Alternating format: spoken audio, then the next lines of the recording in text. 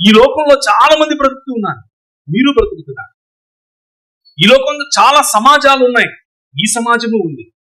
ఆ సమాజాలకు లేనిది ఈ సమాజానికి ఉన్నది ఏమిటి అని అంటే ఒక ఉద్దేశం. మన రక్షకుడు భూమ్యాకాశముల ఐక్యత కోసం, మానవులను సంపూర్ణతలోనికి నడిపించడం కోసం ఆ మానవుడై మన మధ్యకు వచ్చి భూమ్యాకాశములను తన చేత పట్టుకుని, లేకపోతే మృత్యును అమర్త్యముగా మార్చడం కోసం తన శరీరములో మృత్యువును కౌగిలించుకున్నటువంటి ఒక ఉద్దేశం, అది నీకు నాకు పంచాడు. ఈ పండుగ ద్వారా మనం ఒకరోజు ఆ మృత్యువును జయిస్తాం. మనం చదువుకున్నటువంటి వాక్య భాగాన్ని ఆధారంగా మన శత్రువు, ఆఖరి శత్రువు, అసలైన శత్రువు మృత్యువును మనం జయించబోతున్నాం.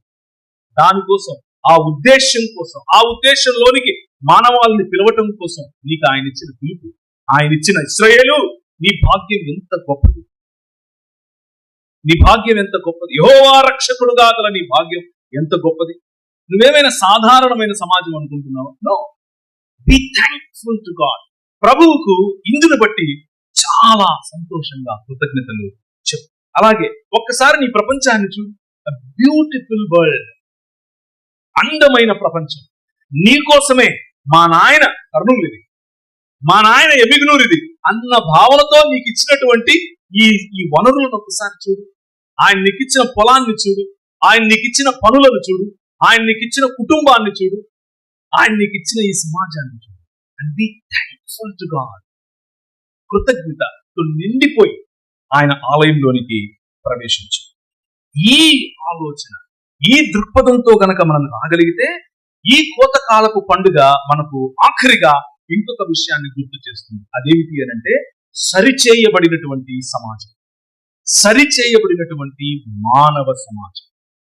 ఏ మానవ సమాజం అయితే మీరు సేద్యపరచుటకును సంరక్షించుటకును మీకు బాధ్యతనిచ్చాను అని చెప్పాడో ఆ మానవ సమాజం దేవుణ్ణి తిరస్కరించి దూరం అయిపోతే, ఇప్పుడు ఆ తండ్రి అయిన దేవుడు తన కుమారుడు, ఒక్కగానొక్క కుమారుని మనిషిగా పంపించి, మన మధ్యలోనికి మనిషిగా పంపించి ఈ మానవ సమాజాన్ని హీఈస్ మేకింగ్ ఇట్ రైట్. ఆయన దాన్ని సరిచేయటానికి వచ్చాడు. సరిచేసే క్రమంలో ఆయన ఇప్పుడు మరణాన్ని జయించాడు. సరిచేసే క్రమంలో ఆయన రాజ్య స్థాపనకు, విస్తరణకు నిన్ను నన్ను ఎన్నుకున్నాడు. ఎన్నుకొని బాధ్యతనిచ్చాడు. ఆ బాధ్యతలో నువ్వు నేను మనం ముందుకు వెళ్ళాలి. అటువంటి కోతకాలపు పండుగకు మనం చేస్తున్నటువంటి సిద్ధపాటు, ఆ కోతకాల పండుగ కోసం రాబోవు కోత